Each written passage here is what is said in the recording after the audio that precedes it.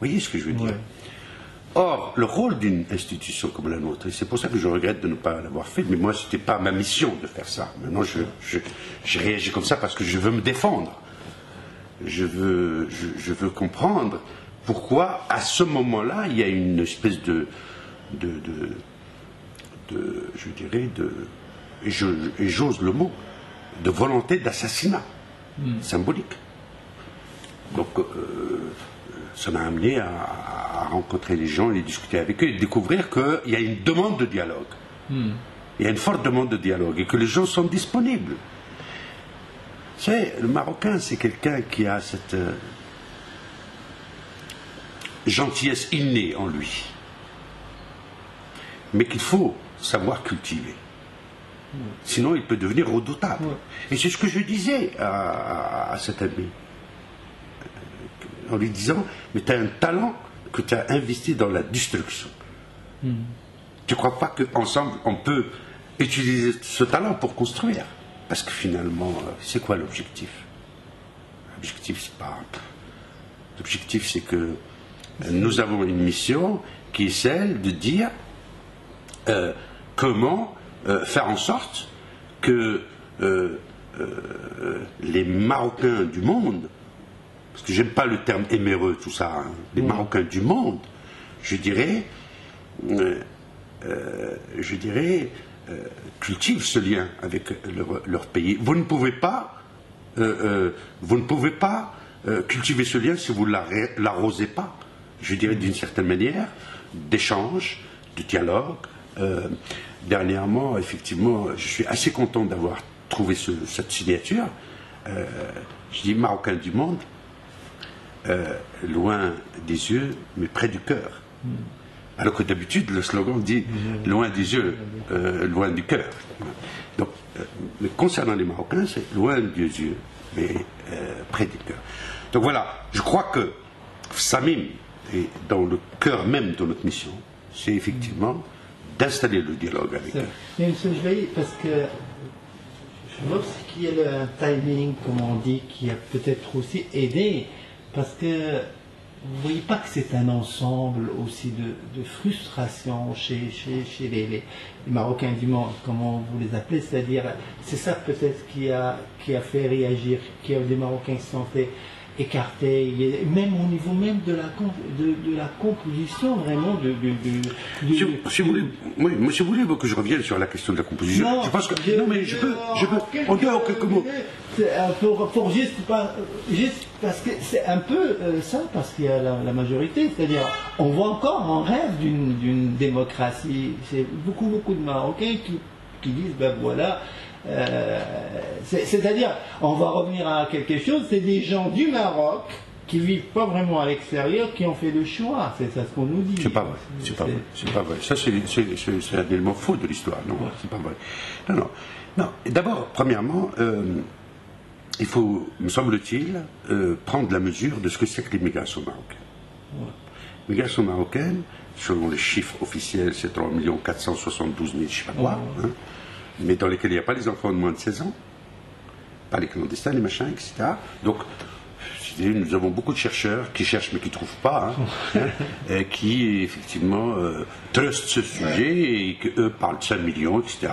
C'est-à-dire il y a une différence d'1,5 million, ça fait presque une ville de différence en matière de statistiques. C'est déjà un problème. C'est une immigration qui a la caractéristique d'être éclatée dans le monde. Il y a 51 pays dans lesquels se trouvent les immigrés. À la différence de l'algérienne ou la turque, qui elles sont concentrées dans des contrées bien précises. Bien sûr, 85% sont en Europe, mais la nouveauté, c'est qu'aujourd'hui, il y a des Marocains dans le monde arabe, des Marocains en Afrique, des Marocains aux Amériques, au Canada, etc. C'est une immigration qui a connu des mutations très importantes, c'est-à-dire elle est aujourd'hui très variée, de toutes sortes, etc. Quand, dans une élection municipale d'une petite ville de 200 000 habitants, une liste est de 65 personnes, pour la composer, c'est très difficile politiquement, parce qu'il faut mettre les commerçants, les libéraux, les machins, pour pouvoir gagner les élections, 65. Nous, on a voulu composer un conseil d'une cinquantaine de personnes pour 4 millions de personnes. Bien. Alors on dit oui, c'est pas démocratique, etc. Moi, il y a des gens même qui ont dit ah, mais nous on va créer un conseil alternatif. Des amis maintenant. Hein. Ouais. Je leur ai dit, moi je me suis dit ah, ça c'est merveilleux. Comme ça, je regarde la méthode qu'ils vont utiliser pour voir comment c'est démocratique. Donc le choix qui a été fait, j'assume une partie, puisque j'étais avec Dristi Azami au conseil, au CCDH, et donc j'avais une partie de la responsabilité de ce dossier, c'est de dire, aujourd'hui, je dirais, le tissu associatif marocain dans le monde n'est pas assez construit pour pouvoir effectivement procéder à des choses démocratiques. Ça, moi, vous n'êtes pas obligé de le dire vous-même, je peux le dire, que la majorité des associations marocaines sont faites pour juste prendre l'argent du Maroc. Alors, elles ne sont pas faites, et moi, je peux vous donner à Montréal, il y a beaucoup, ça, vous n'avez pas besoin. Non. Moi, vous savez, il y a deux... moi, j'ai toujours été... Voilà. Moi, j'ai toujours été convaincu qu'il y avait deux types d'associations, et deux seuls. Ouais. Vous avez des associations à but non lucratif, et vous avez des associations lucratives sans but. Donc, à partir de ce moment-là, il était de notre devoir de dire, voilà, dans un premier temps, il y aura de la cooptation. De toutes les manières, à partir du moment où c'est un conseil consultatif, le mot consultatif annule la notion de la représentation. Parce que quand vous êtes consulté, il faut avoir affaire à des experts, éventuellement. C'est-à-dire, tout le monde ne veut pas... Et nous, on n'a jamais dit que le conseil était représentatif. Il faut résumer la... Je termine juste. Qu'il y ait des personnes significatives dedans, oui, pas représentatives. Alors, il se trouve qu'il y a des gens qui considèrent que dans le pays où ils se trouvent, etc., ils sont les barons de la région qui représentent, etc. Il n'a jamais été question de ça. C'est-à-dire, ce sont des personnes significatives et pas représentatives. Enfin, j'explique. Lorsque vous voulez mettre 28% de femmes, 20% de la diversité, 10% de la jeunesse, dans le même conseil, 15% de gens du culte, 8% de la communauté juive, parce qu'il y en a... vous avez toute une série de critères qui rendent la tâche extrêmement difficile. Enfin, pour pouvoir faire ce travail, il y a eu quand même une commission qui a réfléchi sur 300, 400 noms, et donc, voilà. Mais globalement, moi je pense que les gens qui sont dans le conseil, après 4 ans d'expérience, j'assume ma responsabilité totale dans les mots que je tiens, d'une certaine manière, ils ressemblent à l'immigration telle qu'il est. D'une certaine manière, ils ressemblent à ils ont les qualités de l'immigration et les défauts de l'immigration. Parce qu'il y a certains membres de la communauté marocaine aussi à l'étranger. C'est-à-dire, ils voient comme si le Conseil n'a pas rempli vraiment, ces membres-là n'ont pas rempli vraiment leur mandat et tout ça. Puis il donne comme exemple, je donne juste un exemple, vers pratiquement comme la fin de ce Conseil, on arrive à la première fois dans l'histoire de la communauté qu'on vote par procuration. Est-ce que le Conseil n'a pas pu nous défendre dans ce moment-là, que normalement ces consultations sont terminées, il faut savoir au moins quand... Écoutez, moi j'ai participé au débat sur la Constitution, je pense que la Constitution, on a voté. Pour les élections. Mais si vous permettez, moi j'ai participé dans l'immigration au débat sur la Constitution, et je crois que l'épreuve qui était la plus difficile pour moi, c'était à Montréal. Que je l'ai vécu parce que effectivement,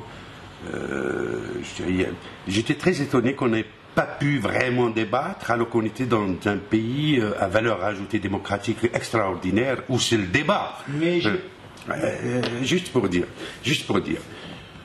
Et après tout, je dirais, sur la Constitution, c'est une vérité, sur la Constitution, l'État marocain a mis tous les moyens, je dis bien tous les moyens, pour que les gens participent à tous les moyens. Tous les moyens. Je crois qu'il y a 225 000 votants. Tout et pour tout.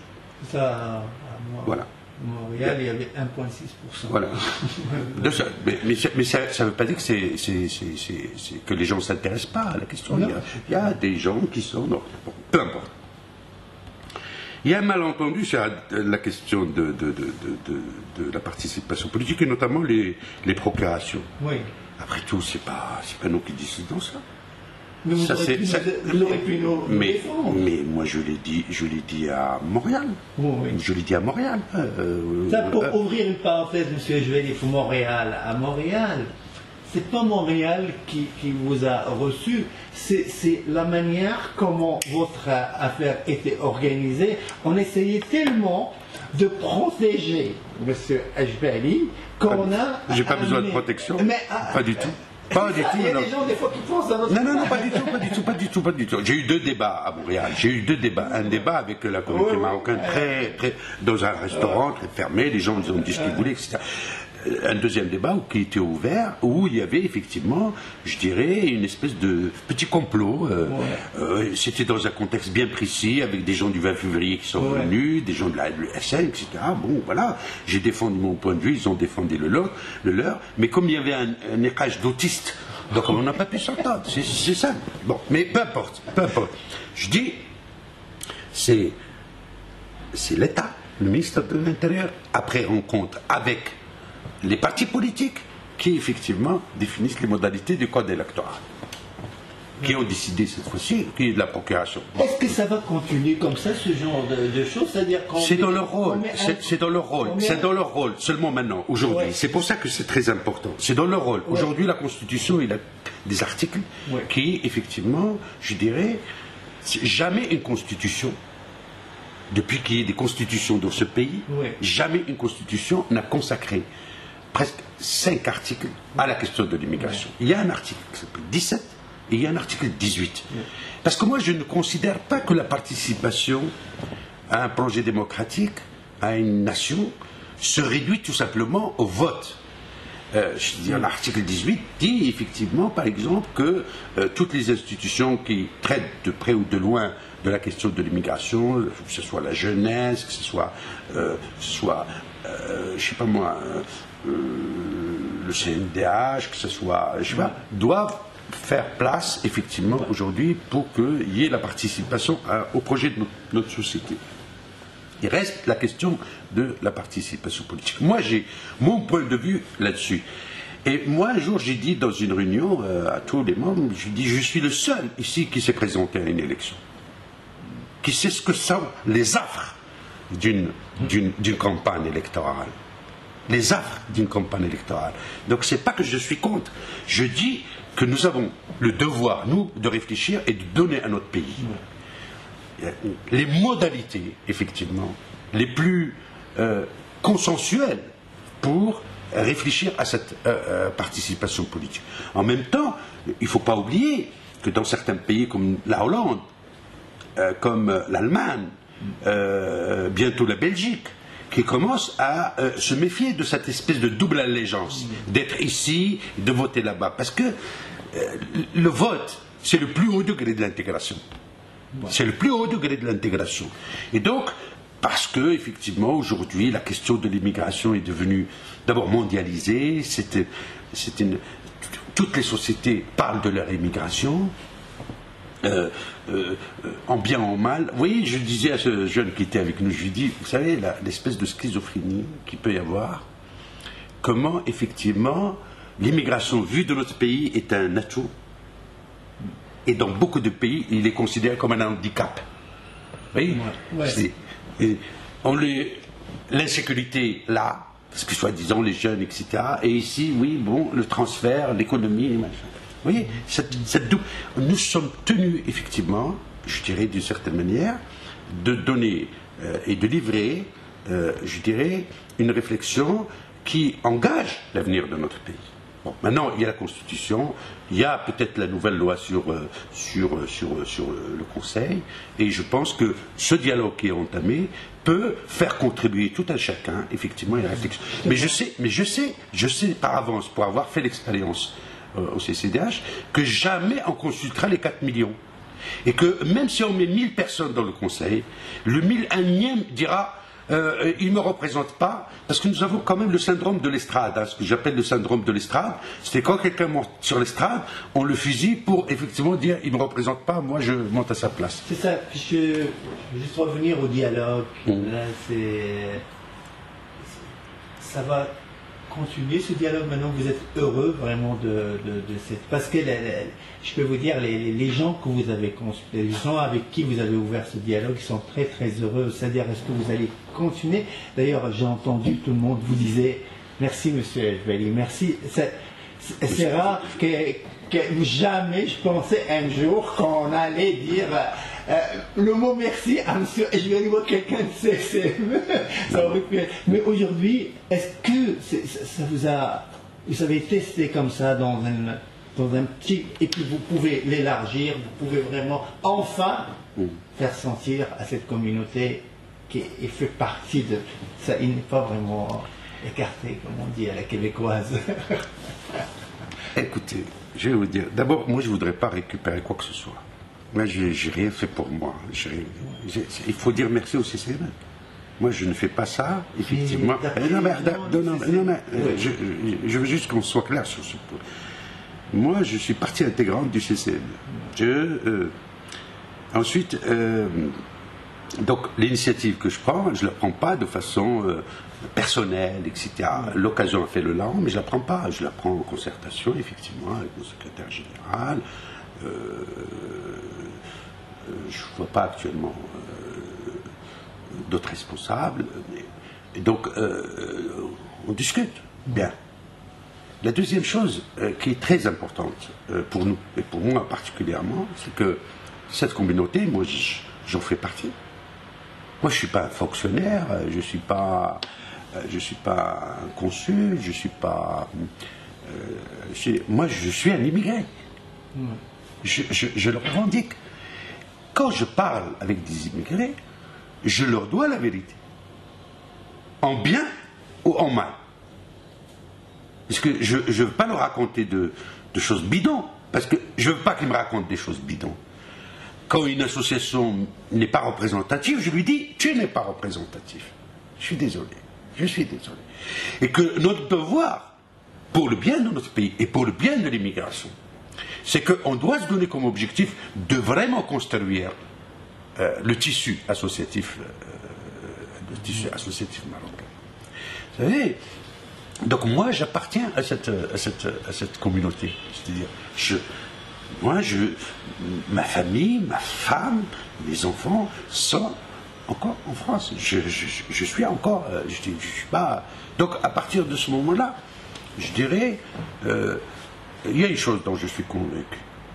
Ce pays fait beaucoup pour ses immigrés. Quand vous faites le benchmark des différents pays avec leur immigration, vous trouvez deux outils. Ce pays a beaucoup d'outils pour travailler. Peut-être ce qui manquerait, c'est peut-être une plus grande synergie entre les choses pour que l'immigré ait l'impression d'avoir affaire à de la cohérence. Parce que parfois, on a le sentiment qu'il y a de l'incohérence. Mais ça, c'est effectivement avec les exigences, dans le dialogue, avec les exigences qu'ont les immigrés, qu'on pourra effectivement l'atteindre comme objectif. Juste une dernière question avant de passer même à la dernière. Certaines personnes, certains membres de la communauté pensent que même que le Maroc fait trop pour ces Marocains à l'étranger, surtout par exemple dans cet argent qui est donné, qui est dépensé, soit pour des associations, soit tandis que normalement c'est ces gens-là de l'extérieur qui doivent aider le Maroc. Est-ce que le Maroc va continuer non, là, il ne faut pas exagérer le volume des dépenses, parce qu'effectivement, il y a une liste qui est sortie, effectivement, de subventions à des associations. Oui, non, mais peu importe, mais c'est-à-dire, moi j'ai vu la liste des associations, il y a une partie de ces associations, je ne connais même pas leur existence. Peut-être